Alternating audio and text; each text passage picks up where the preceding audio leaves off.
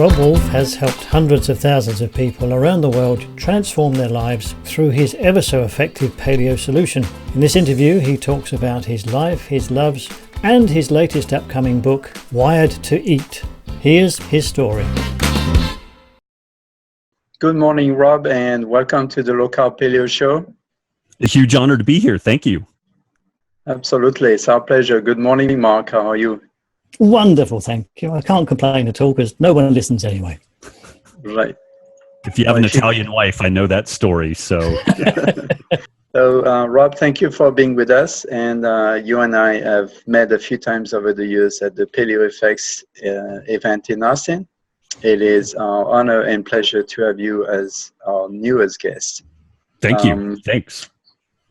Absolutely. I didn't sleep all night, thinking about the interview. I'm sure that due diligence will pay off in the interview process then. All right. Thank you. For the few of our listeners that do not know enough about you, I'll let yourself introduce yourself. Sure. You know what? I've always been interested in health and wellness. I was raised in a kind of an interesting environment when you think about that. Both parents were quite sick. Both of them smoked. Both of them developed type 2 diabetes in their late 30s, early 40s.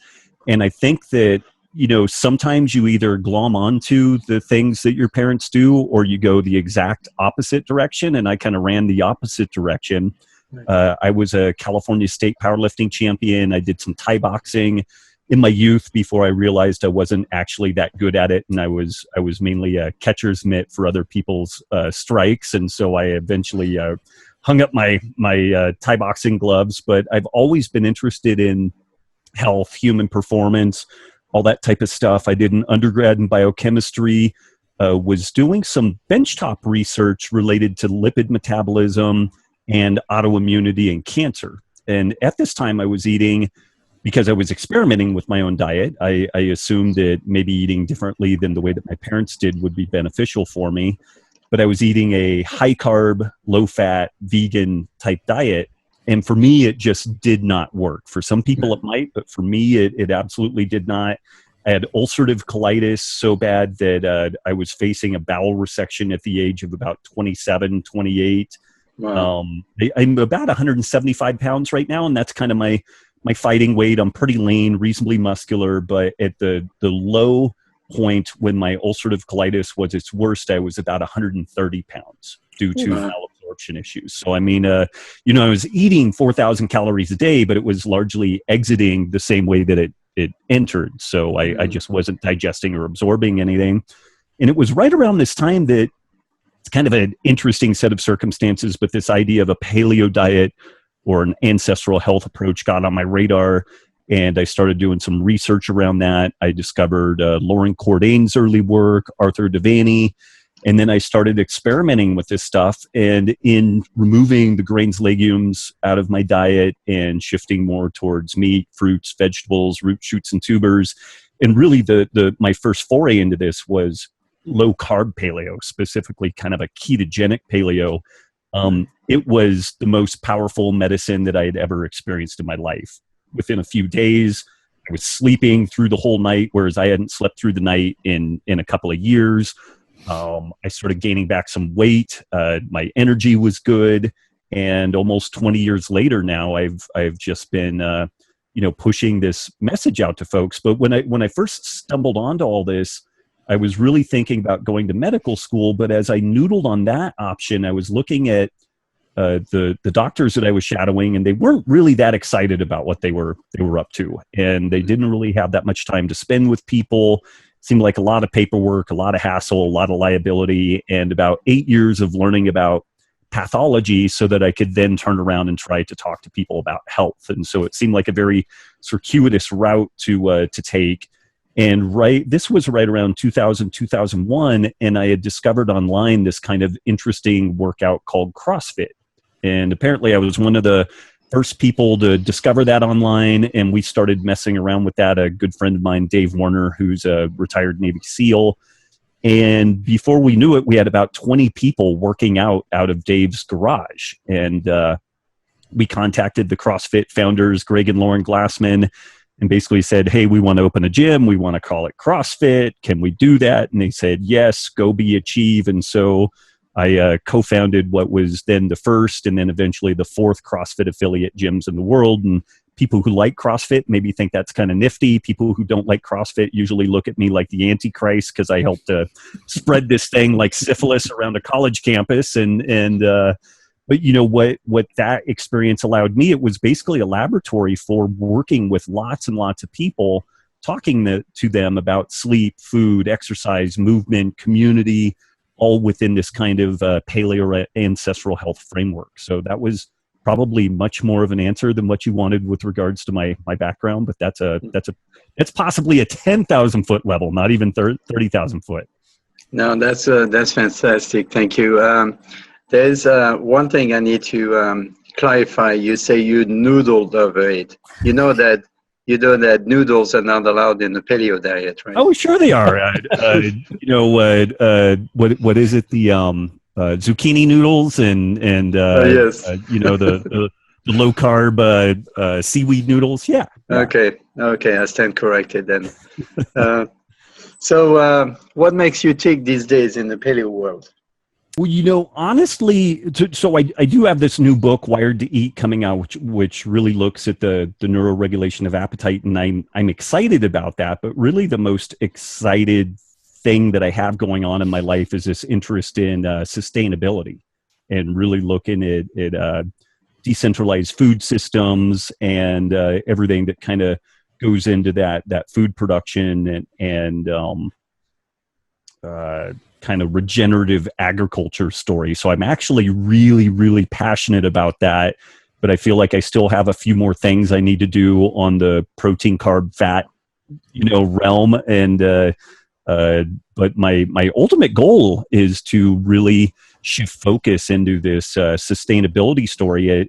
Early on, when I first got into the paleo diet concept, I started thinking about, what are the sustainability implications here? And I really felt like this was a remarkably powerful way of regenerating nature and kind of undoing some of the damage that has occurred due to industrialization of row crops and stuff like that. And there's certainly some efficiency there, but some of that efficiency is coming at a pretty significant cost. So the thing that actually keeps me motivated is the idea that I'm going to be out of protein, carbs, fat at some point and talking much more about this sustainability story. Right. Not to plug in the show, but we have already talked to quite a few ranchers and farmers that are fully sustainable and grass-fed and all this good stuff. So feel free to check out some of the interviews we've done in the past.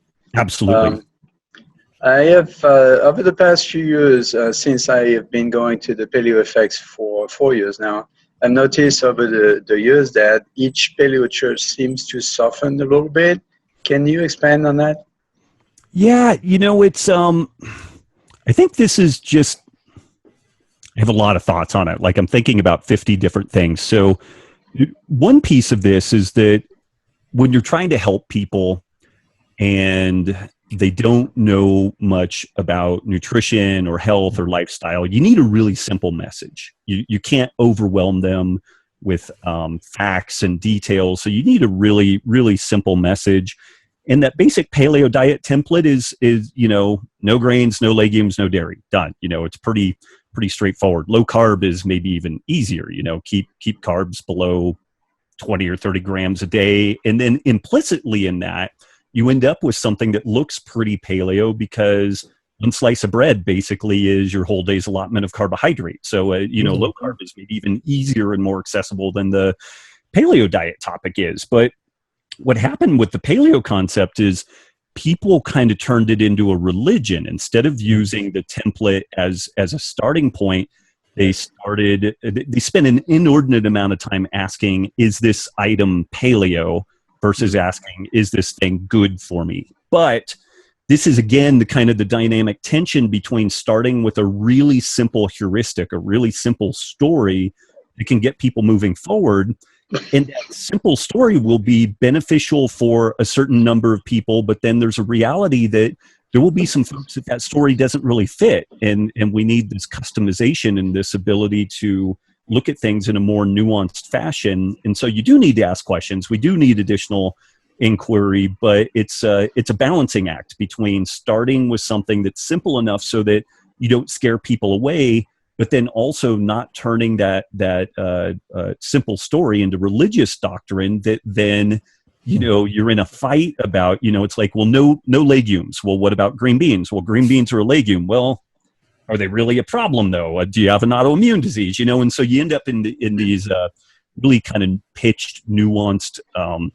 battles. But if we can look at this thing from just basically like a nutrient density standpoint, whole foods, try to find a glycemic load, a carbohydrate load that you feel good with, that's really about all that goes into it. But I think some of the hard edge has softened just based off of experience. This is when you start implementing something in the real world and you're not just living in academic circles, then you start running up against the limitations of what people are willing to do, what people understand, and also the limitations of just what that theoretical template will offer. Like some of the old guard in the paleo diet scene, they're pretty adamant that coffee is, quote, not paleo and tea is not paleo. And it's like, okay, it's not paleo, but is there any indication in the scientific literature that this stuff is at all bad for us? And you could maybe argue that too much coffee or too much at the wrong time, or if you're overtrained, like, yeah, there's some problems there. But in general, whether we look at epidemiology or randomized controlled trials in humans, coffee is consistently beneficial for health. Tea is consistently beneficial for health. Right. So this is where we kind of need that paleo template to start the conversation, but it's not where it ends. If we stop at that kind of revisionist, Paleolithic history class, then we're really going to miss a lot of the benefits that we have in the modern world. Right. Well, I'll drink to that. Nice. So basically, what we're trying to say here is that everyone is different, and everyone should pay attention to what their body is telling them and adjust their diet slightly according to their own needs. For example, in my case, I've found that if I'm strict paleo, then I tend to have what I would say in a nice way blocked. Like, you know what I mean, right? So once in a while, maybe once a week, I'll just eat some lentils.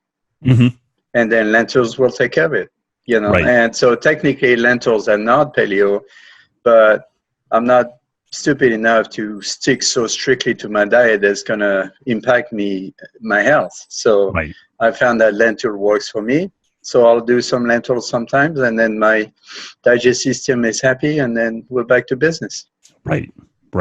Yeah. And that's, that's something that people need to be better about, that experimentation piece, and the really orthodox kind of paleo message really doesn't allow for that. So, and I think to the detriment of the overall movement. And this is where the broader kind of ancestral health template, provides a little bit more latitude in that regard, like the Weston A. Price camp. They look at grains and legumes a little bit more beneficially than the paleo diet camp. And, interestingly, I would say in general, most folks generally still do better by limiting the grains and legumes, sometimes right. the dairy, but there are cases, and, lentils, oddly enough, are one of the things that I use after my Brazilian Jiu-Jitsu training, because it gets enough carbohydrate into my system that I'm able to replenish that muscle glycogen, but it seems to enter the system slow enough that I don't end up with that rebound hypoglycemia, and I feel pretty rough afterwards. So right. I'm the paleo guy that now eats a decent amount of peanut butter and lentils, and just observationally, my digestion seems to be better, my sleep seems to be better, my performance is better. So I'm looking, feeling, performing better. The biomarkers are great. So, do we stick with no legumes because it's paleo religious dogma, or do we experiment a little bit and see how things actually work out for us? Right. I know the example for me is that being French, I love cheese. Mm-hmm. So that's a big no-no in the paleo diet. But I found that if I cheat, then I'm going to cheat with raw cheese. And I found that goat cheese works better for me than pasteurized other cheese. So again, it's a little tweak to my diet that typically would not be allowed on paleo, but there's certain things that we are not willing to give up. In my case, cheese, and then you just have to make it healthier for you in order to work for you as well, so you don't feel so deprived and self-critical if you cheat. Right. Well, and I would, I have a chapter in my book where I talk about the cheating concept, and I would make an argument that even the framework of that is maybe misplaced. When you look at the actual meaning of the word cheat, it's to gain an unfair advantage. And so if we're eating a particular way, whether it's paleo or vegan or macrobiotic or what have you, if you eat something off of that main, thoroughfare of, okay, I'm supposed to be vegan or whatever, and you have something that's not on that, you're not really cheating. You're just having something, and there's going to be consequences to it. And the consequences may be good, bad, or neutral, at the end of the day. And so I actually caution people to even use the terminology cheat, because you can cheat in relationships, you can cheat on your taxes, but you can't cheat with food. There's just consequences with food. And to your point, I would suspect that the types of cheese that you are choosing, there's not really any negative consequences to it. And that's something that I've noticed. For whatever reason, cow dairy, bovine dairy is really kind of pro-inflammatory. Like, it makes my joints hurt. I get some acne from it, and I get it almost immediately. But sheep and goat dairy I can eat with almost reckless abandon, and I feel great from it. And I don't know if this is some early, gut issues. And so now I became sensitive to cow dairy, and I've tried raw cow dairy and unpasteurized, like the Dalai Lama milked it and blessed it. The Weston A. Price people just don't believe that I've done any diligence on this stuff, but like I've really tried, and I still have some cow dairy occasionally, but again, like sheep and goat dairy, I have zero problems with. The cow dairy, I immediately, like, my joints are just creaky, and I can feel that in the morning. And so I'm pretty clear that there's an issue there, but it's not a cheat. It's just consequences. And I think if we can get people to a spot where they just look at this stuff and using the word cheat, because this gets off into the weeds a little bit, but because we are social animals, we do have really strict senses of justice and morality and stuff like that. And so when we put the terminology cheat and we attach it to food, if we think that we cheated on something, then there is built into that this sense of moral failing. And then we start feeling bad, and there's kind of a downward spiral with that. And what I've done in working with folks is I really encourage them to try to reframe the way that they talk about this stuff. You can't really cheat with food. You're not gaining an unfair advantage with food. You may be experiencing consequences with food. And then we're able to get it into this less emotional state, a more logical framework, and then we can kind of do some work from there, not to diverge too far into the weeds on that. Right. One thing that I've noticed, and this seems to be a very Anglo-Saxon, British, or maybe it's just American, this whole sense of guilt around certain foods, where people have this guilt trip, this emotional blockage around certain foods, and there's what you can do, what you cannot do, and in France, we just love food. That's it. End of story. Right. There's no guilt attached to it, Right. And so for me to observe that in the general American population, whether it's the paleo world, the low carb world, or the vegan world, because I also teach vegan, there's all these rules, and it's just so restrictive and so downright annoying to me, because it's like, for God's sake, live a little, you know. Right. So what's your take on the whole guilt association with food?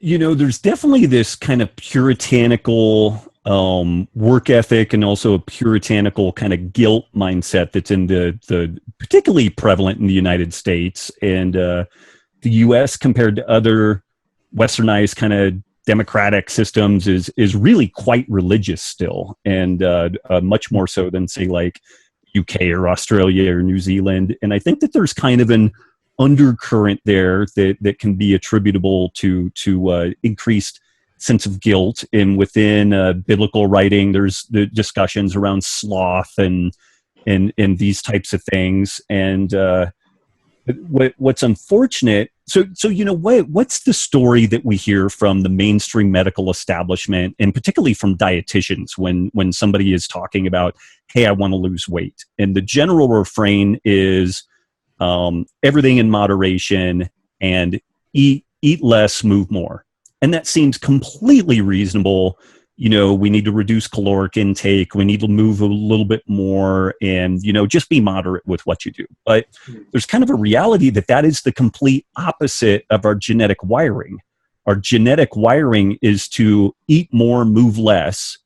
And if there's something available, you eat all of it, because you don't know if there was going to be anything available the next day or the next day or the next day. And so the basic recommendations, which sound really good on the surface, are really a trap. It entraps people. And so they get a sense that if they want to change their diet, this should be easy. And then when it's not easy, because it's fighting every element of our genetic, you know, wiring, then they feel like a moral failure. If they were just stronger, if they were just better, if they, you know, if they weren't, you know, some damaged inner child, then they would be able to do this stuff. But living in this modern world, if you are not fat, sick, diabetic, and broken, you're actually kind of screwing up in a way. Like you know, if we did honor to our ancestors who did starve and did struggle and had food scarcity, which helped to forge the genetics which we've inherited, we should be ordering food to our front door, eating it, and then laying down under the kitchen table and doing nothing like that. That's kind of, you know, what we should be doing. Now, clearly doing that has really deleterious health effects. And so, you know, we do need to do something different. But I think if we can get people to understand that the desire to eat all the desserts, all the tasty treats and all that, that is completely normal. But what we need to do is set up an environment in which, you know, we understand what those triggers are, and we can kind of navigate from there. And, you know, it's fascinating. If you go, my wife's Italian, and so we've spent a decent amount of time in Florence. And when you have some of the desserts or just the basic cuisine in these areas, it's really, really good. But then you have a cup of gelato, and it's great, but then you're good, you're done, you know.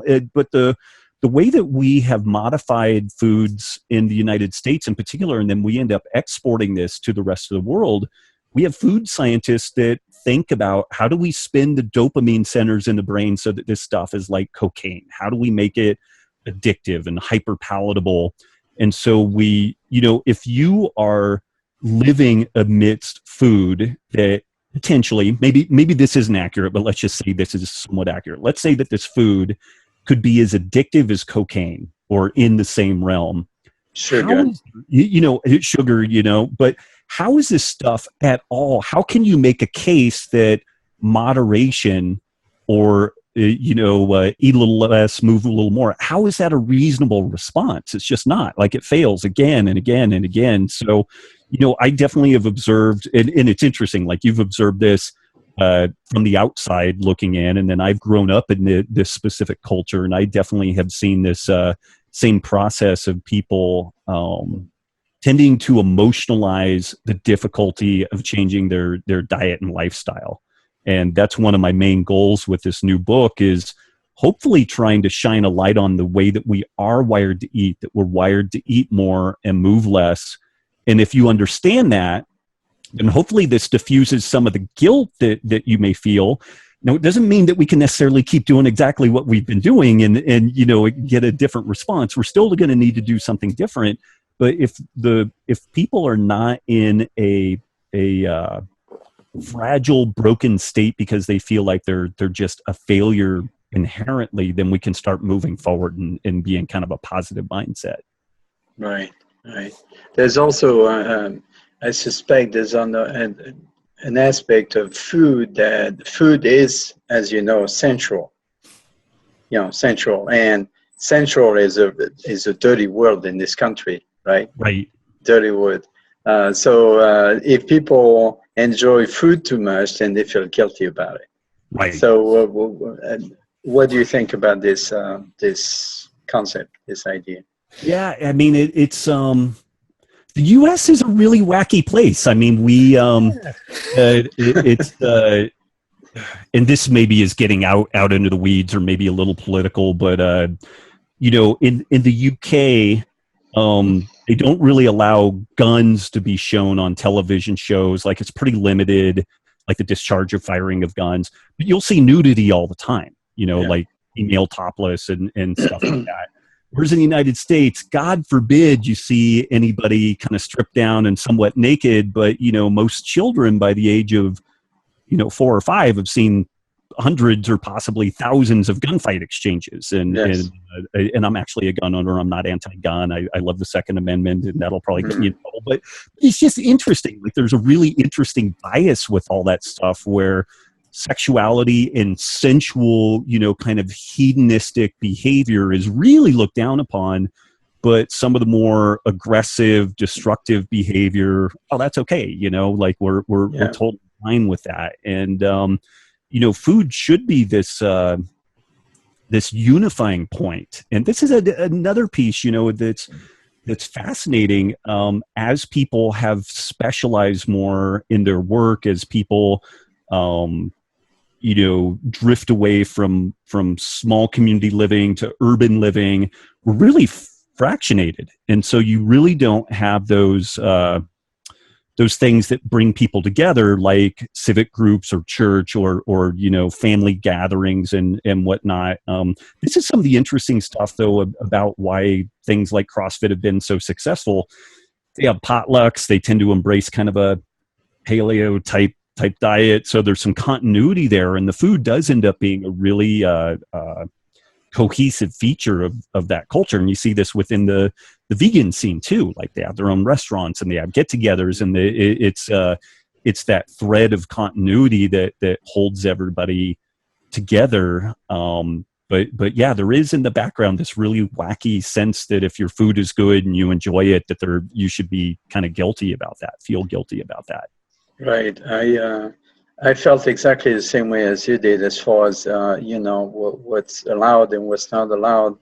I never understood how showing a nipple could damage a child more than them seeing people being blown up on TV or in the movie.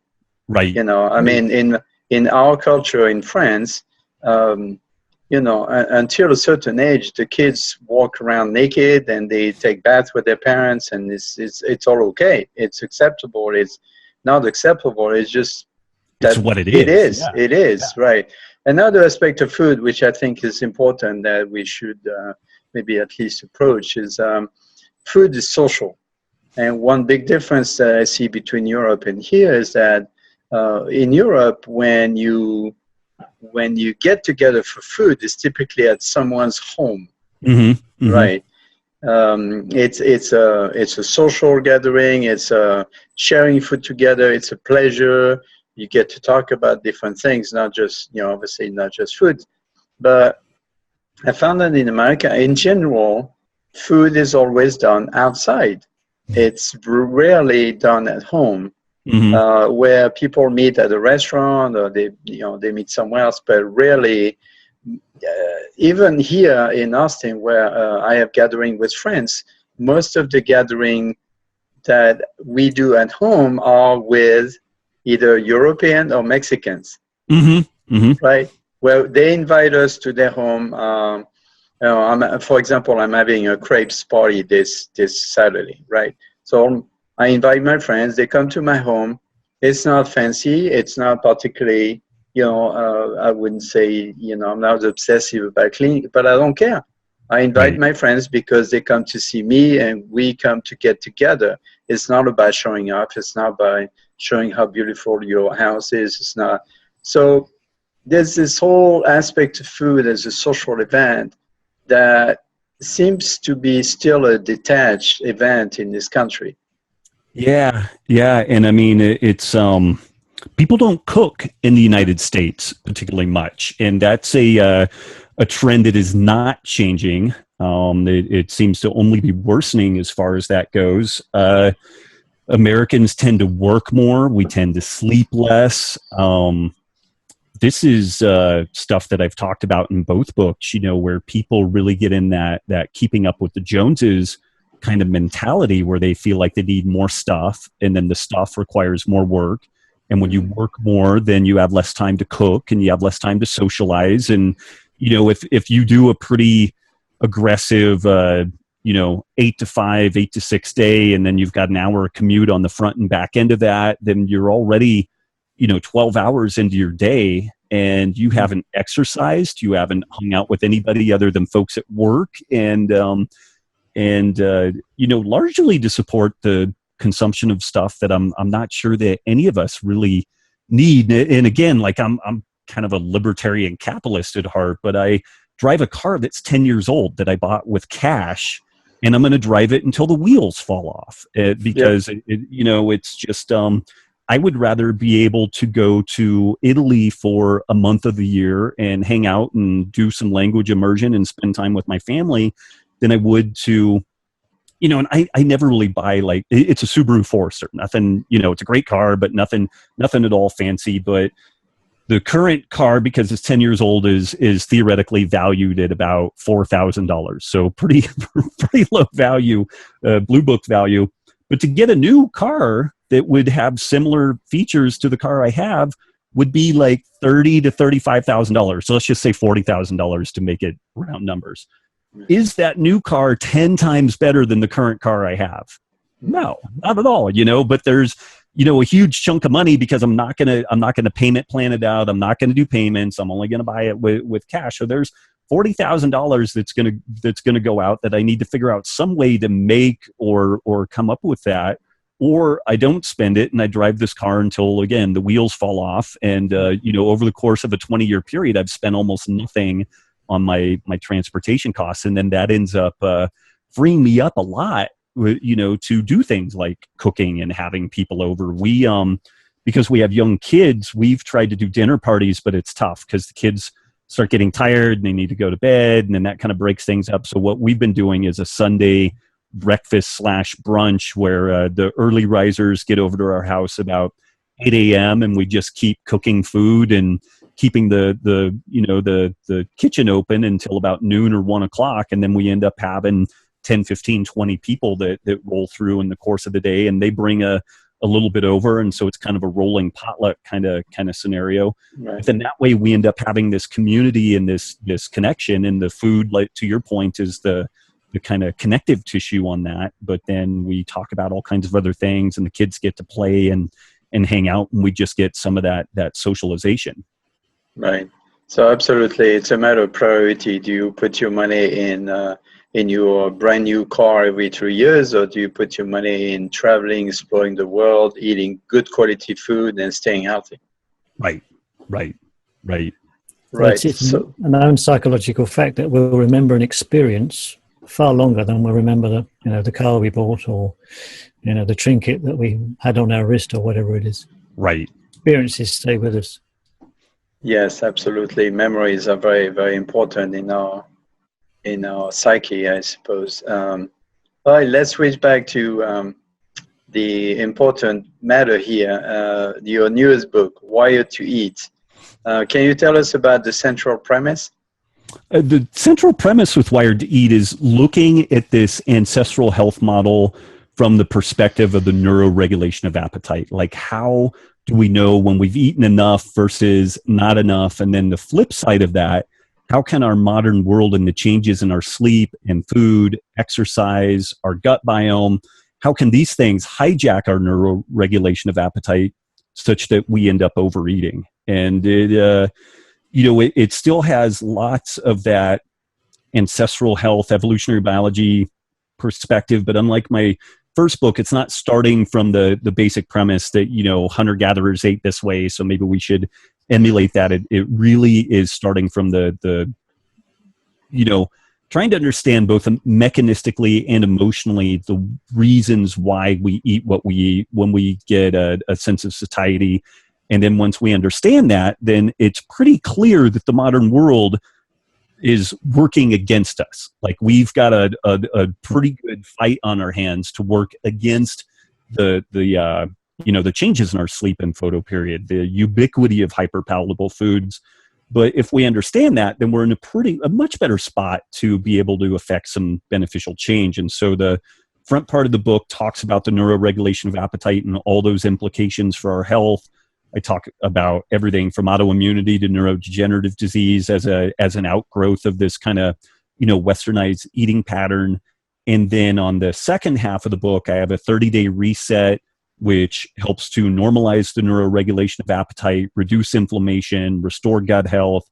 And then there's a 7-day carb test where we go beyond that basic paleo type template so that we can see, do I do okay with lentils? Do I do okay with white rice and white potatoes? Or do I really need to limit my intake of those things? Like, I just did a 2-week experiment where I wore a continuous glucose monitor, which samples my blood sugar once every minute throughout the course of this whole experiment. And I discovered that white rice and white potatoes will make my blood sugar get up into diabetic levels unless I have a very small amount.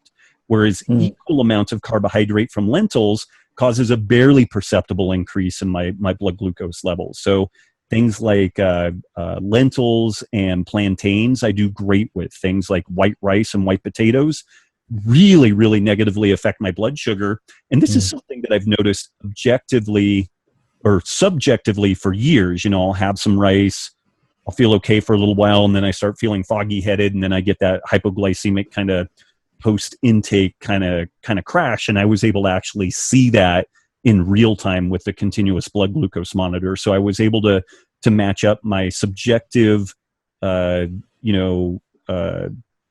feelings with this objective measurement of where my blood glucose was. Right. Now, keeping in mind that not everyone is capable or willing to do that continuous test, how would you put that in practical terms for the average person? So what I recommend in the book is kind of two potential tracks, although they can weave together. The one is just a list of subjective observations to, you eat a particular meal. How do you feel an hour later? How is your vision? How is your hunger? How's your digestion? And it kind of goes forward with that, which is pretty subjective. You need to, be kind of tuned in to see how you're feeling. And then I do make the recommendation of just buying a basic blood glucose meter where you do the finger prick and you do that at 2-hour intervals after the meal. The combination is very, very powerful, but if we can just get people to, in a rigorous fashion, just pay attention to the way that they feel after a meal, then that can give them a ton of feedback, and they can get a sense of, maybe this food isn't a good fit for me at all, or maybe I just need to make sure that my intake of this particular food is below a certain level so that I don't feel bad from it. Right. As great as it sounds, as one observation I've noticed with my clients is that it is very difficult to convince them to pay attention to their body's signal, to be aware of. I tried to get them to write a food diary. Okay, what did you eat, and how do you feel an hour later, and how do you feel 2 hours later? And I would say 98% of them do not do it.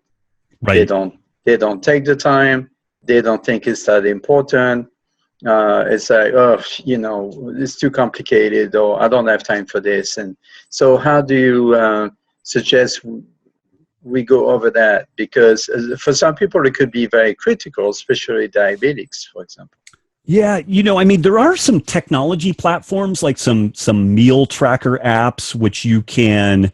I mean, still, it requires some degree of buy-in on the person's part. They'll take a picture of the food, and then when they do that, then automatically you can set it up so that a timer starts, and in 2 hours the timer will ding, and then how are you feeling? And so you can some of these meal tracker apps, you can set things up so it's pretty easy, but there's still some degree of interaction within that whole process. But when I ran our gym in Chico, California, and even I'm on the board of directors of a medical clinic here in Reno, Nevada, I'm kind of a meanie with this stuff. I just ask the person, are you really here to affect some change, or is this just social hour for you? And if it's just social hour, that's fine. I'll keep my expectations really low, but definitely don't come back to me and say, hey, why am I not losing weight? Why am I not making forward progress? Like, if you aren't going to comply with the program,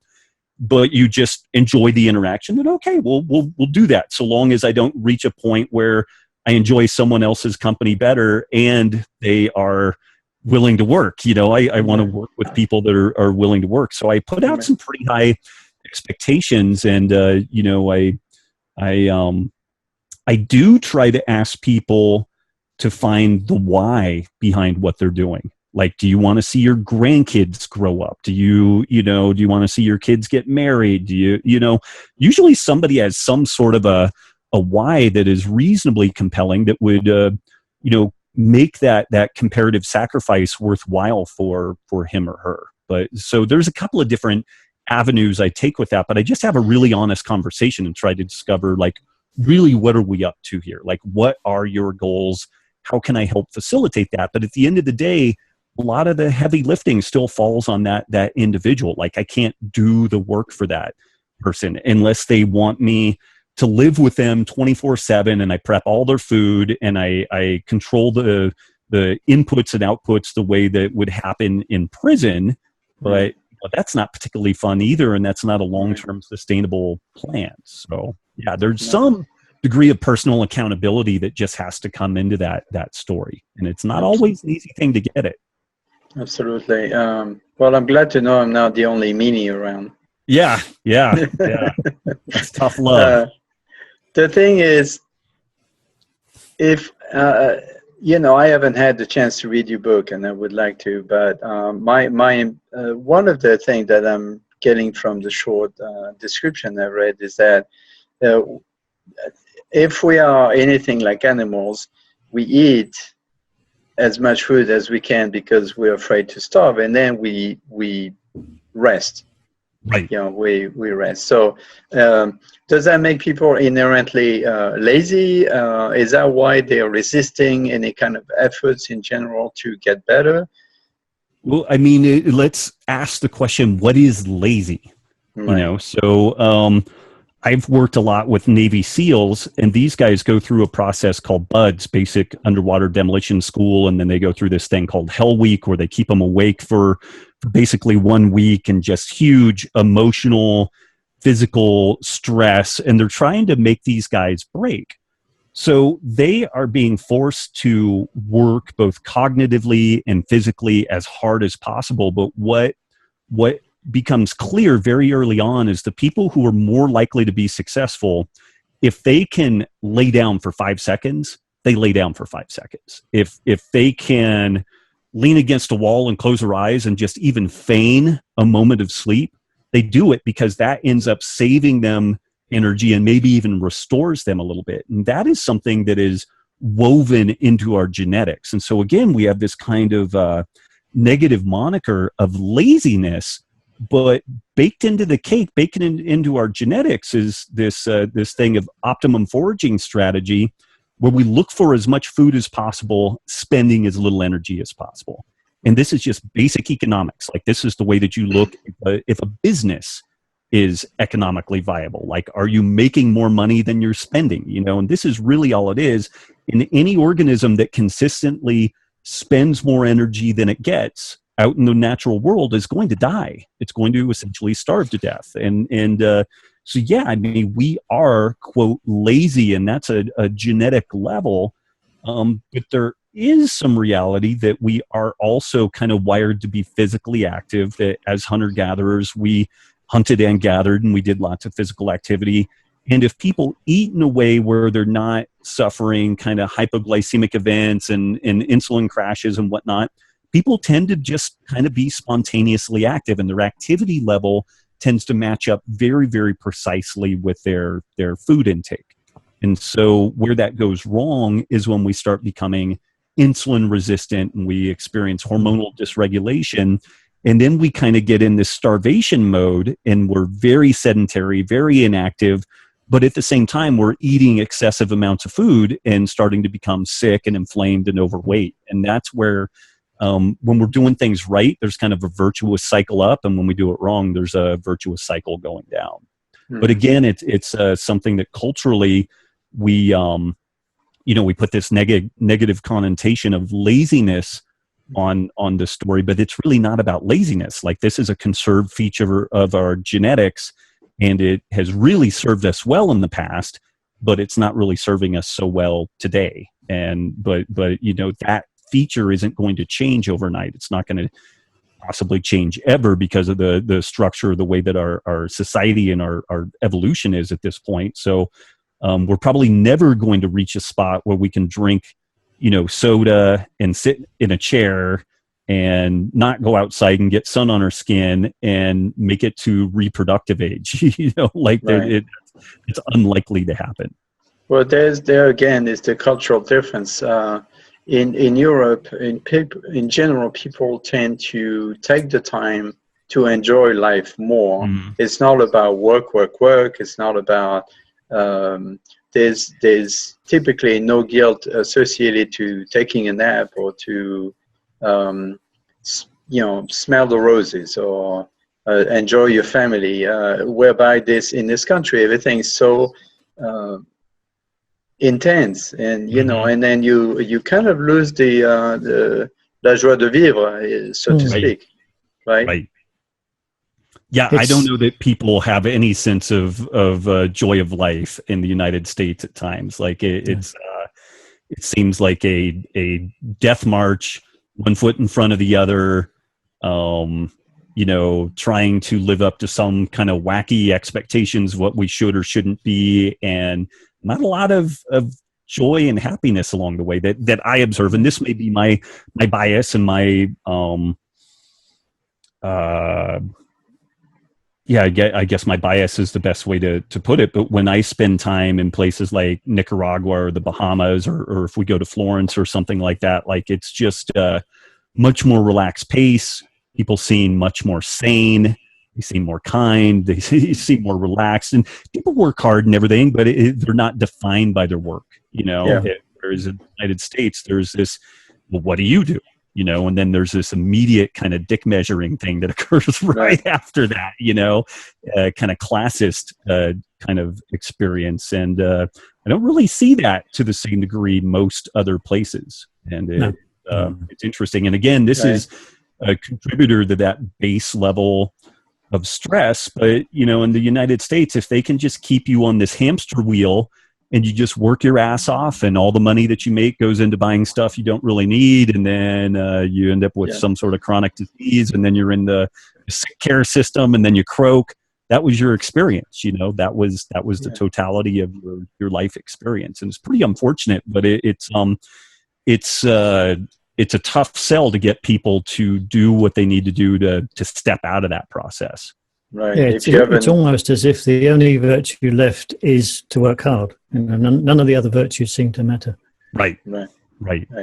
You're in a unique position, being married to an Italian woman. You also see the other side of the story, how things are done in their culture. Right.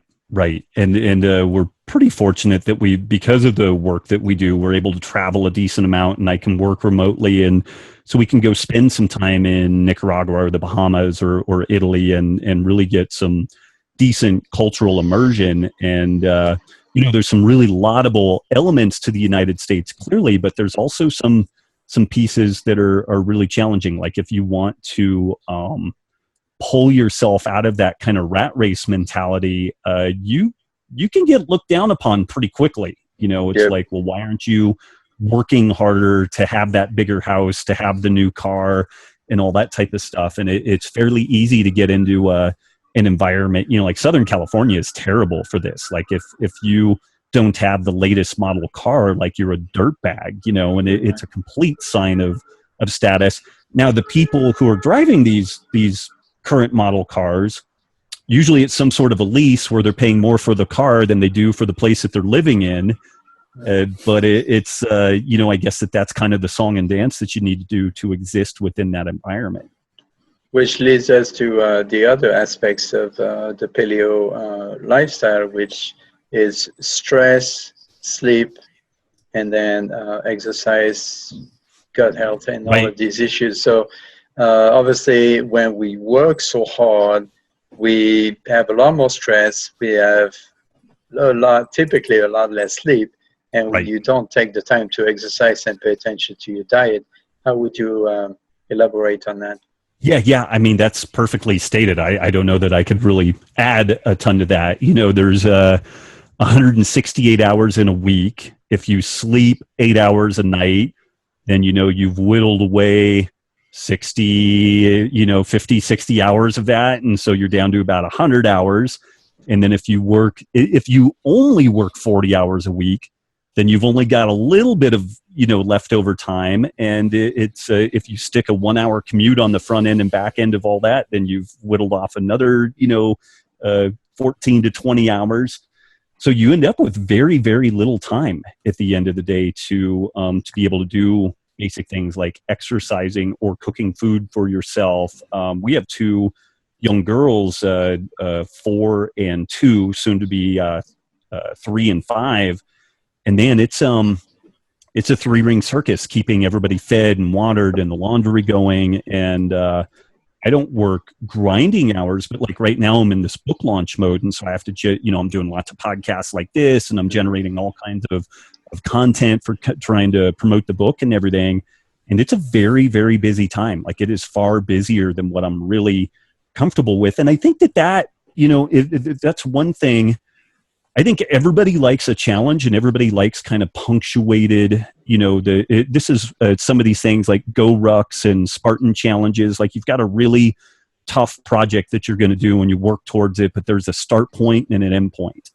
And I think that those can be pretty appealing, but unfortunately the way that modern life works out, it's just a grind. Like, there's really not any type of periodization or cyclical element to it. I think everybody probably enjoys working really hard for periods of time, but then you want some legitimate downtime and some relaxation and whatnot. And that's when you could get back in and reprioritize sleep and get that exercise regimen going, whether it's yoga or hiking or doing CrossFit or what have you. But when everything just keeps expanding out, when the time demands of just basic work and life encroach into all those other elective periods, and there's not much left. Right. What I've noticed too is that even when people take vacations, or they are supposed to relax, or they are supposed to do something, there's always this competitive edge in there. If you go exercise, you have to be the best exerciser. If you go to nap, you have to be the best napper. I'm joking, but there's competitive. Even if the other day, this friend of mine was telling, he was all excited about this trip to Europe, where they basically spend 2 days in each major city in Europe. It's like, that's not traveling.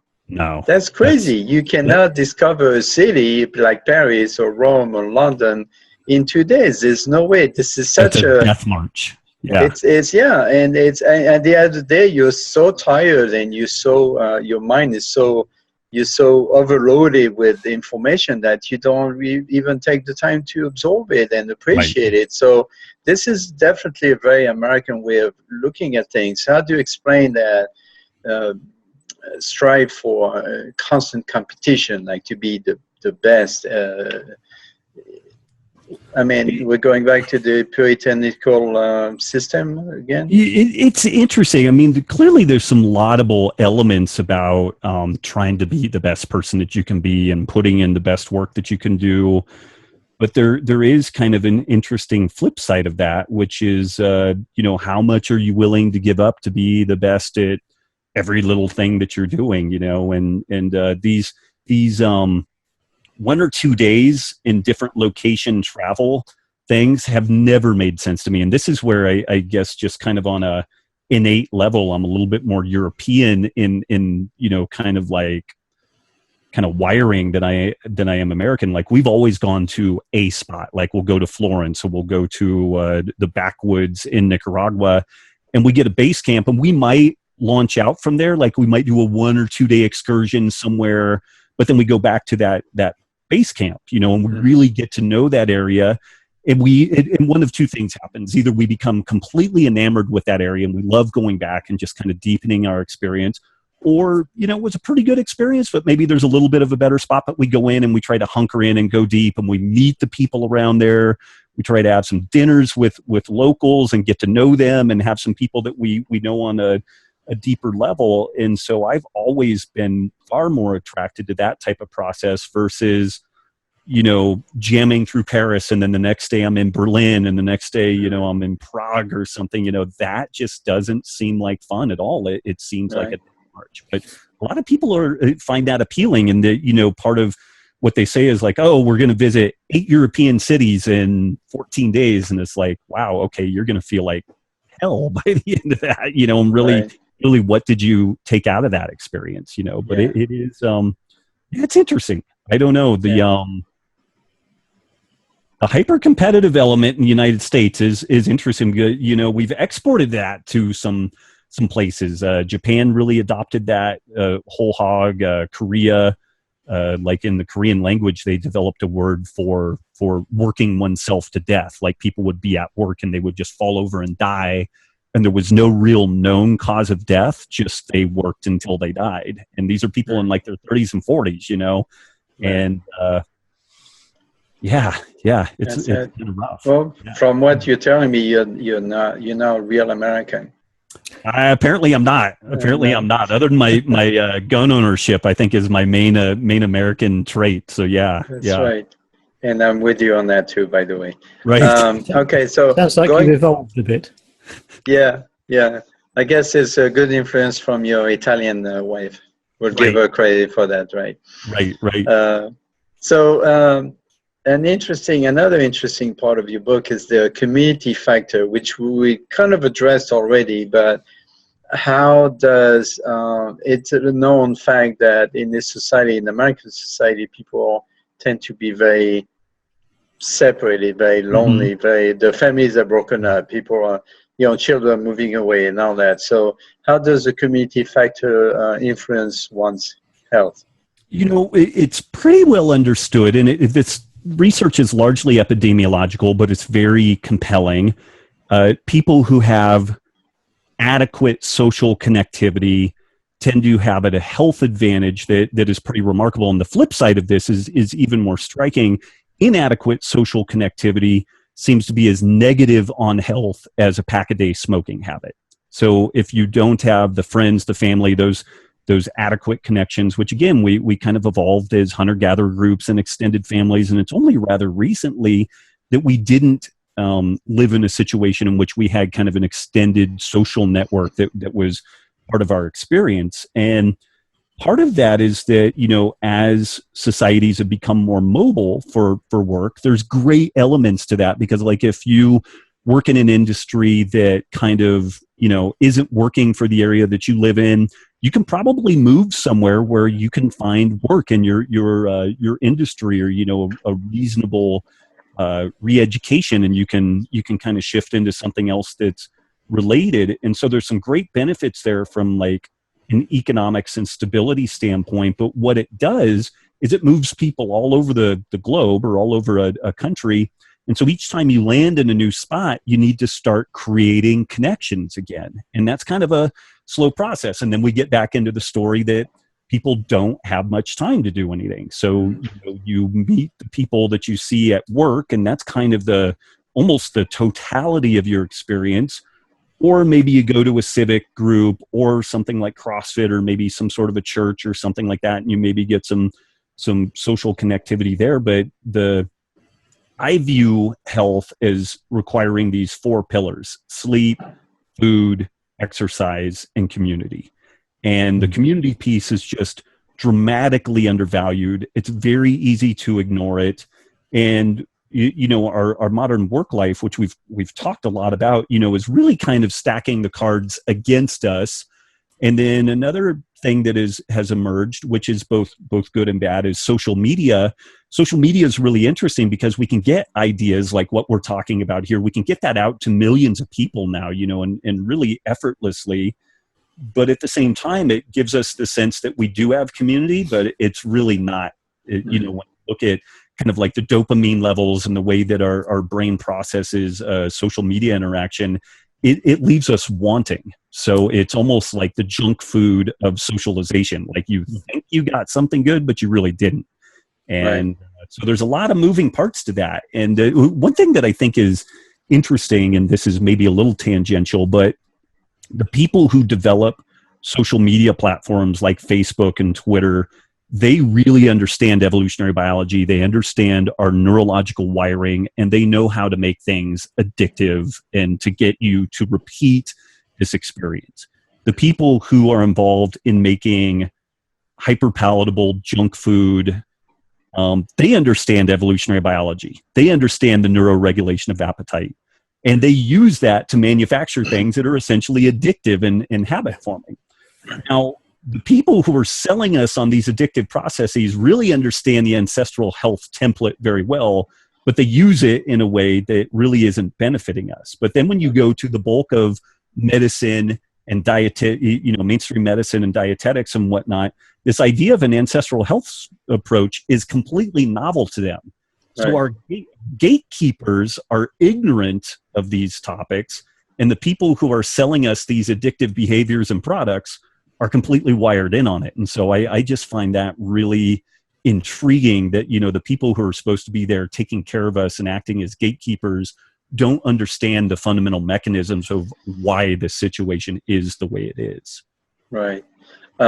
One could argue that in the old days, especially in the paleo times, community was survival. I mean, without the community, without the community, you could not survive. The family, you had both the man going to hunt and provide food, and the woman taking care of the children and all that. Not only that, but there was, the family taking care of the elders, and then the youngers, and there was respect for the elders' knowledge and some of that. And if someone was literally cast out, they would die. Right. So where did we lose that? I mean, it's still valid in some societies, but in this country in particular, it seems to be just completely lost. The work mobility, I think, is a big contributor to this. And it has both good and bad elements to it. If you are a metal worker and you lived in Michigan or something, and like the auto industry has disappeared there, that could be a catastrophic event for you. But if you are motivated, you could look around and you could find metalworking jobs in Florida or Texas or wherever, and you would have the opportunity to move and take advantage of that. And so it's good from that perspective, but then it's definitely challenging from the perspective that each time you move, then you need to start your social network effectively over again. And in my opinion, I think that most of the loss of connectivity is actually an outgrowth of our mobile work environment. And then there are some other confounders like social media, which gives us the sense that we're having connectivity, but it's really not connection. It's not having people to your home for Sunday brunch, once a week. Right. And this may sound a little strange, but I have noticed that all the people I connect with and all the people that invite over to my house and vice versa, they're typically all foreigners. Right.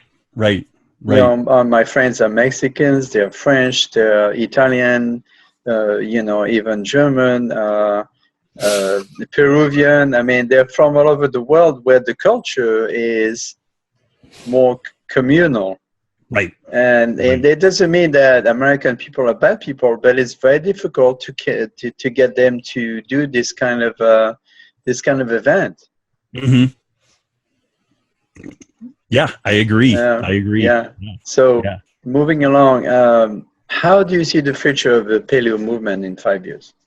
And I don't know about 5 years. I'd be willing to put a specific prediction, but my long-term prediction with the paleo concept is that eventually you won't even hear the term paleo. It's just going to kind of disappear into the background. But what I've long predicted is that this ancestral health framework will get adopted into mainstream medicine, and because if you think about it like an operating system on a computer, this ancestral health template is a superior operating system, period. And so now that we are able to share this via social media and people can experiment with it, and we have more research going on right now looking at the paleo diet concept, and it's been done in the history of the whole paleo diet experience. In the next 5 years, we're going to have more research performed than has been done in the last 30 years in this topic. So that's going to be really powerful, but it's something that just should have been part of medicine from the beginning.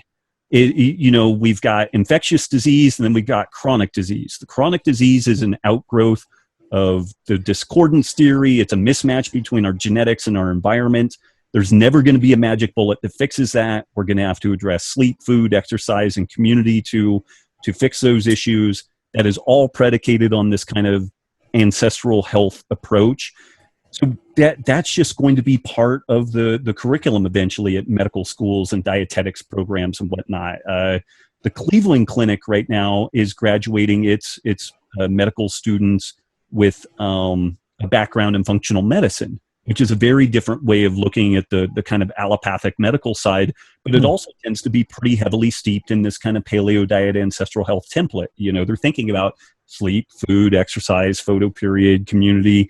So it's all getting kind of baked in the cake. So my hope and to some degree my thought with this is that it's just going to blend in, and the same way that if you went to a physics conference and you asked people, hey, what would physics look like without quantum mechanics? They're like, well, it just wouldn't work. This is one of the foundational elements of physics. It just wouldn't function that way. And what's interesting is medicine, even though it's a sub-discipline of biology, it's been able to largely function without this fundamental template of evolution via natural selection, because we've had so much success with things like public health, hygiene, sanitation, vaccinations, antibiotics. Like that has been so successful in the previous century that it's brought us to a point now where the diseases of affluence are really starting to cripple our economy and really putting a huge burden on our medical systems. And we're just not going to be able to find a magic bullet out of that. And so we're going to have to circle back around and use the best elements of modern medicine to deal with kind of acute illness. But to avoid the chronic illness, we are going to need to re-embrace some of this ancestral health template. Right. Makes a lot of sense. Thank you for sharing with that. Sure. Forgot to ask you a question about the book. Do you have recipes in the book? Being a chef, there's 85 recipes, and all of that was developed by Charles and Julie Mayfield, the folks that did Paleo Comfort Foods, and it's really good. I mean, it's almost a whole recipe book. Like a recipe book is usually 110 to 120 recipes, so I mean, it's really not far off of being a full recipe book, which is part of the reason why the book is over 400 pages, which made the publisher pretty angry. But I was kind of insistent that it needed to be as long as it needed to be, and not less, not longer. Right. And that was a good spot. Well, as a chef, I'm curious to see those recipes. Oh, I am looking forward to see what you think of them. Absolutely. Well, Mark, it's your turn. I know I took a lot of time, but it was very, I couldn't help it. Oh, interesting. Yeah, so there's no doubt about it. I think the thing that's, being an onlooker for the first part of this is the interesting comment I've got to make is, although we were primarily going to talk about food and exercise and that sort of thing from the point of view of health, our discussion really has ranged around lifestyle more than anything else. So it just goes to show how much more important that is, maybe even over what we eat. It is. And, this is one of the things that made my publishers crazy, because they, like I had a whole chapter devoted to cheat, this concept of, can you cheat on your food, and do you need a healthy relationship with food? They just felt like this stuff was diversionary. They were like, just tell them what to eat and they'll just go and do it. And I'm like, no, it doesn't work that way. There's all this other stuff. If it was just food, then the first book would have addressed all these issues. But the first book was just fine with addressing the bulk of metabolic derangement and autoimmunity and all that stuff. But there's all this other extenuating stuff that's social and psychological and largely lifestyle driven. And if you don't address those things, and part of it is just kind of peeling back a veil, like people aren't even aware that they are in this situation. And then when you make them aware, it doesn't mean that anything changes, but there's the opportunity for change. But until they understand the situation that they're in, until they recognize the bars of the cage, they can't even affect any change towards getting out. And that was part of the reason why I put so much emphasis on these not protein, carb, fat elements. It's all this other stuff that is so important. The book is top heavy on the food, but that's what people... There is a Joel Salatin. He runs Polyface Farms, a really brilliant guy. He has a great saying, like, you can be weird, but you can only be so weird. And he's like, you can be a Buddhist or you can be a nudist, but you can't be a Buddhist nudist. Like, there's weirdness. And within this kind of health book scene, like the expectation is that it's a diet book. And so you've got to have, basically, it's kind of like an Arthur Murray dance school. Like, you got to have the tick certain boxes with regards to what you're going to offer. And there's some good wisdom to that, because these are some of the things that people need. But there is a reality that most of the things that hamstring people are these intangibles related to, like, their internal dialogue and, like, the perceived relationship that they have with food.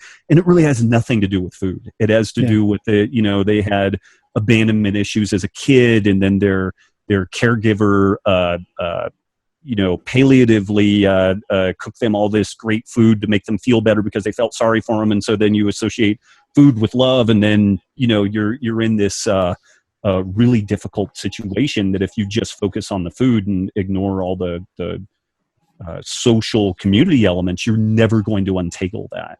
Yeah, I mean, I can reinforce that argument from the other end. About 9 or 10 years ago, I wrote a book called How to Lose Weight by Using the Power of Your Mind. Right. One of the things back then that people were going on about is, well, there's no recipes in it. No. Doesn't There's address a lot that. of recipes around. Yeah. It was quite amusing. I mean, after I got over what do you mean you don't like it? After I got over that, well, no, it doesn't address that. It addresses the most fundamental matter is why you want to get fit in the first place. Right. Coming back a minute to food, I mean, we have brushed across it several times.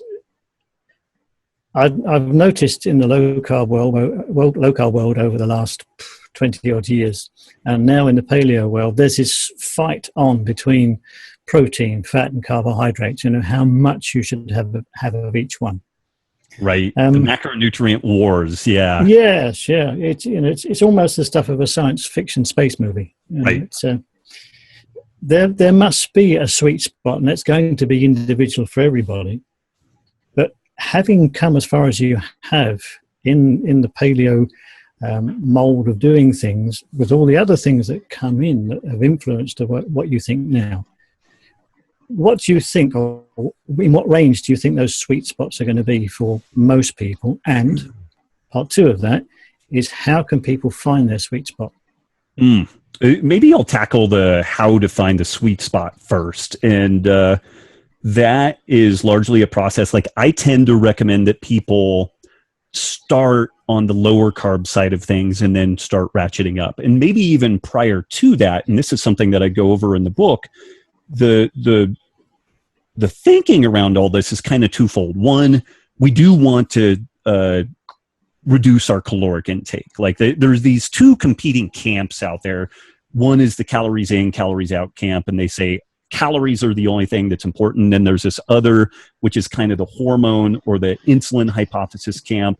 And really, both of them are true. Like depending on where your hormonal status is, if you have great insulin sensitivity and your caloric level is low or high, it's very different than if your insulin sensitivity is poor and your caloric level is low or high. You know, usually the insulin sensitive person just tends to be leaner and more muscular, and they tend to partition calories into muscle relative to fat. So the insulin side and the hormonal side is accurate, but there's also a basic reality that if you starve people, they're going to lose weight. But the only place you can starve people long term is in a metabolic ward. You know, free living humans, the first time they go to a supermarket, there's 50,000 food items in there that they could choose from, you know, and whatever itch they want to scratch, they can scratch it. So the calories in, calories out people completely miss the neuroregulation of appetite piece and the fact that we are free living humans. And so in the beginning, it's helpful for people to do both some subjective and objective assessment of where their insulin sensitivity is. Like if you are overweight, do you tend to carry the weight uniformly through your body, which tends to indicate caloric excess, but maybe not necessarily insulin resistance?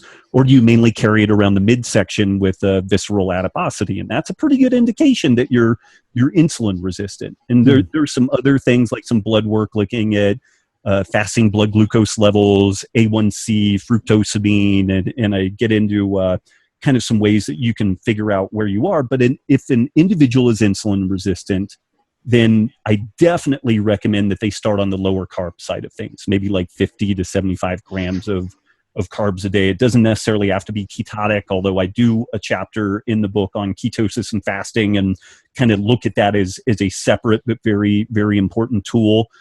But we start people off on the lower carb side of things and we see how they look, feel, and perform. And then as they motor along, you know, it's like, let's try pushing that carb level up and let's play with the types of carbs that we have and find a spot where you can get about as much latitude as you can while feeling good. One of the big indicators is if you eat a particular meal, how long can you go before the next meal before you feel really bad? If it's only like an hour and a half to 2 hours, we don't have a good air fuel mixture. You are not insulin sensitive. Like there's a problem there. And if you could go 5, 6, 7 hours and you might get hungry, but you're still functional, you still have good cognition, we've got a pretty good air fuel mixture there. And we've got a good level of insulin sensitivity. Your body can access body fat between meals to maintain kind of a healthy baseline of energy for the brain, energy for the body. And so we can use some subjective measures like that to really figure out what that individual need is. And you're spot on. Like we can't we're beyond the point where one size fits all diets are really going to have any need. Like if we're not, I think there's two things that we have to talk about. We have to talk about all this stuff from the perspective of the neuroregulation of appetite and all the implications there. And then the other piece of this is that we really have to consider individual needs and personalized nutrition. And there's a little bit of a rubric. It's a little bit of a choose your own adventure in how to find that, but it's really not that complex. No, but I think a lot of people, when they first are presented with a new diet that really is a new lifestyle, they don't really know where to start. So I suppose it goes back to what you were saying right in the beginning, keep it simple. You've got to start them with easy template. Very simple template, but then remind them this is the starting place. This may not be the ending point. Maybe it is. Maybe you find your perfect air fuel mixture right out of the gate with that basic kind of paleo diet template. But more often than not, people will find a little bit of latitude. And part of this is just that as their physiology changes, as the individual becomes less inflamed and insulin resistant, they may tolerate more carbs, whether those are paleo carbs like sweet potatoes or, lentils like Alain had talked about before. Yeah. Yeah. Coming back to our social demographic, and I'm not going to go on for too much longer. I'm conscious of your time. We've been nattering on for nearly an hour and a half. Nice. From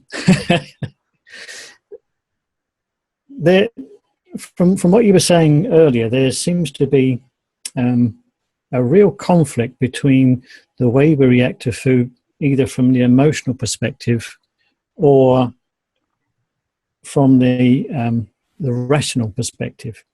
And it seems that, people are going more to the emotional than to the rational.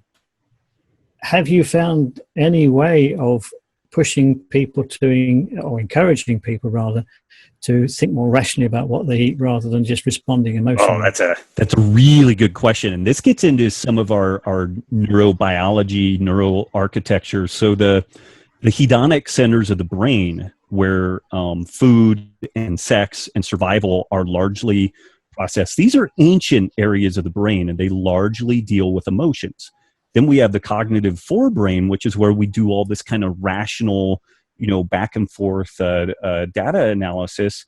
And this is a big challenge, because people are motivated on that emotive side, but being able to connect the logical part of the brain and have it have any type of meaningful interaction with the emotional part of the brain is very, very difficult. And so part of this, it's a little bit like a Zen experiment, where you just have to have awareness of what's going on. So logically, you'll say, okay, if I have a large let's just as an example, if I have a large carbohydrate meal, I know that usually I've got a blood sugar up and a blood sugar down, and I'm going to have a hypoglycemic event. So on a logical side, we have that. And then observationally, if you can pull the person in and again, get in that kind of transcendental meditation Zen state where they're like, oh, okay, I'm observing this process. So I'm hungry, I'm irritable, I'm irrational, I shouldn't have eaten those carbs because now I'm feeling like hell. But you're able to see it from a little bit of a distance.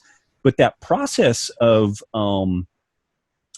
not really judging, but being aware of the emotional process, there does seem to be some sort of linkage there. And then it's almost like accessing a different, server. So we're able to shoot from the logical server to that emotive server, and we're able to either, override that or understand it or de-escalate it or what have you. But again, like, that's not a particularly easy process. And this is still like, despite my best efforts, I feel like it's really, really good information, but we are dealing with some deeply woven elements of our biology and our genetics and the stuff of life. Like, this is survival and at its most fundamental level.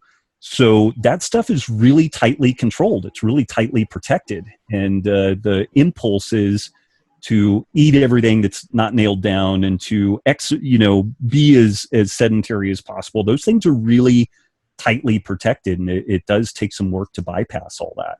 Yeah. Have you found, as I have, that people are very much resistant to even analyzing themselves, why they eat what they eat and that sort of thing? Oh, yeah. And I mean, I saw this a little bit with even on the exercise side with endurance athletes, where the people would come to me and they might have some health issues, but usually they would come to work with me because they wanted to improve their endurance athletics performance. And so I looked at them, and they were weak and they were orthopedically compromised and they had all kinds of structural issues. And so I would start looking in their eyes and I would say, so for you to run faster or swim faster or whatever, you're going to have to cut your training volume in half. And if I saw fear on their eyes, I knew that what was going on was this person was using the exercise as an escapism method. They didn't want to be in their body. They didn't want to deal with whatever was going on between their ears. And they were just running from something. And the food piece is part of this too. Like, if you can keep yourself distracted with food and you don't think about, these, again, it's this weird emotional stuff. It's something in childhood, it's some relationship with a parent or a sibling or something that oftentimes sets up kind of a painful experience. And this sounds really woo-woo, but it's I just see it again and again, that the folks that are really reticent to talk about this internal dialoguing and to pay attention to the way that they, the way that a meal makes them feel, or the way that the idea of changing their eating or exercise makes them feel, if they're really resistant to that, there's something else going on. And they're like, it's almost like protecting scar tissue. Like, they don't want to get in and work on what that other thing is. And it it may be outside the scope of like a basic, health coach to help that individual. Yeah. I mean, to a certain extent, it almost seems like we've lost both the ability and the willingness to tackle the, how can I put that, the inner feelings of why we are where we are and who we are, and what we are doing to feed that person. Right. And I don't know that it's ever been that easy or transparent of a process. I think that those things are challenging, and in part it's just because of the neural architecture of our brain. Like the logical part of the brain is not really that well integrated with the emotional side. It's just not. Right. I have a comment here. What I tell my students when I teach them food as medicine is that if at all possible, when they deal with a difficult client, and I don't mean difficult in like a bad sense or mean, it's just that they can't seem to get through, I would suggest them to work with a psychologist that is aware of food issues. Right. And work together to help the patient instead of trying to break through and force the issue. Because I'm not a trained psychologist, I wouldn't know where to start to address these issues. So the emotional and the past pains and hurts and everything related to that in food are extremely important, yet in most cases they're not addressed. Right. And the only caveat I'd add to that is that the food is usually a symptom. It's not the problem. Yeah. It's what has been used as a adapting, process. But and so that's where there's some of this messaging that you need a healthy relationship with food. And I just completely disagree with that notion. We understand consequences of food. People can certainly develop issues around the topic of food and eating, but it's really got nothing to do with food and eating. It's got to do with some other event that they are using food typically as a control mechanism. And oftentimes there's some other things going on, like there's a lack of intimacy, there's a lack of feeling safe around other people. And so the food can hit those dopamine centers in the brain, and so you feel in control and you're picking the things that you want, and you get a little dopamine surge because you're eating this food that tastes good. But really what it's doing is papering over a lack of intimacy and vulnerability, that because maybe we got hurt at some point. And again, it's like I've seen this with really hard chargers who just don't have a lot of connectivity in their lives. Somewhere in their past, like their parents were hard chargers, but they kind of abandoned the kid emotionally. And so the kid started associating food with love. And so then they, that's the main thing that they focus on. But then they don't really have tight, meaningful relationships. But focusing specifically on the food guarantees that they aren't going to get to the root cause, because it's not really about the food. Yeah, that's very true. And I think it's a controversial topic. I have people want to punch me in the nose when I say you don't need a healthy relationship with food, and they want to defend this notion. I'm like, well, how long have you been working on this healthy relationship with food? And then you see even more anger, It's like, well, 20 years. It's like, well, how much progress have we made, And so it's really not about the food. The food is a symptom. And if we focus on the symptom, just like all of medicine, if you chase symptoms, then you perpetuate the pathology and the suffering. Yeah. Right. Yeah, I think a lot of people use food as an emotional crutch. There is a huge amount of comfort eating going on, and people just don't want to admit to that. Right. Yeah. So I'm going to cut right back to where we started. You said you started off life as your nutritional venture, if I can put it that way, as a vegan and so on. And then you found that didn't work for you, and you moved on to what you now find works for you, which is more or less a paleo diet. What would you say are the biggest changes that you've noticed from then to now, in point of view of health, in point of view of your mental acuity, and those sort of things?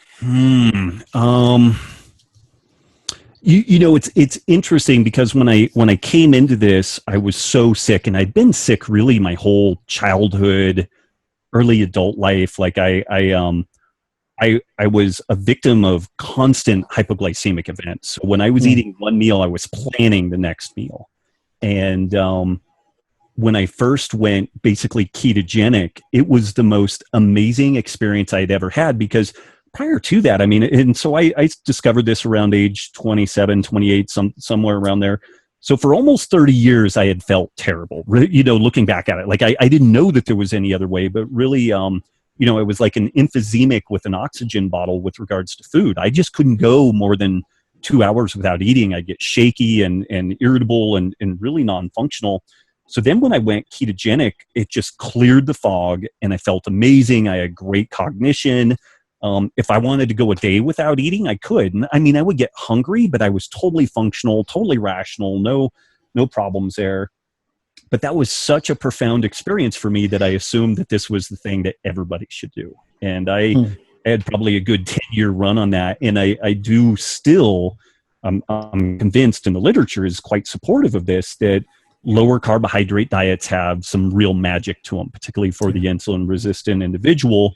But they're not appropriate for everybody. They're not appropriate for everybody all the time. You know, like CrossFit Games competitors probably aren't going to do great on a ketogenic level of carbohydrate intake, jiu-jitsu and MMA folks, and also just people who are naturally insulin sensitive may not do that well on a ketogenic diet. So that's probably been my biggest shift over the last 10, 15 years, is that I still am just a huge fan of low carb and ketogenic diets. I think there's huge therapeutic potential within all that, but at the same time, that individual need is a really important factor. But, you know, when we look at it, society, the problem that we're facing is insulin resistance pre-diabetes. So it's very easy for that reality to supersede everything else, because that's the thing that could cripple our economy, is, you know, dealing with diabetes related issues. So it's a very compelling thing. And when we get that right with a low carb diet, the results are just nothing short of, you know, amazing. But that can really, you know, shift one's orientation, you know, creates a confirmation bias that is really powerful, and it's going to lose some people for whom a low carb diet may not be the most important feature. Yeah. Super job. Well, I'm conscious of the time. We've been chatting for a fair while. It's been lovely talking with you. Great chatting with you. Very interesting. Yeah. Very, very interesting. All right. Rob, did you want to, oh yes, we should absolutely talk about where do we find your book, and where is your website, and all these good commercial stuff. Good housekeeping. Yeah. RobbWolf.com is where you can track down most of my material, and we'll have a landing page there for the book Wired to Eat. The book is due to be released March 21st. Prior to March 21st, it's available for pre-order everywhere that books are sold. But then as of March 21st, it'll be in bookstores and shipping from Barnes & Noble and Amazon and all that type of stuff. And we will have some sort of a pre-order bonus thing going on. And it'll depend on when this particular podcast airs, what will be happening with that. But if you go to robbwolf.com and poke around, then you can see what some of the pre-order bonuses are. Like, I put together a really slick workbook for people that order Wired to Eat. It basically helps you go through all of the material, and particularly the implementation piece, like the 30-day reset, 7-day carb test, gives you a really nice framework for actually being able to work through all that material. Excellent. Fantastic. Thank you. Thank you again, Rob, for being on the Low Carb Paleo show and sharing your story with us. And like we say, here. Thank you. Our pleasure. Our pleasure. You've been talking to the wise old man of paleo. Yeah, it's been brilliant. Thanks, Rob. Thank you. And like we say in Texas, à votre santé, y'all. Thank you. You hear that all over Texas. So absolutely, yeah. Bye, More Louisiana, but yeah. Super job. Thank you.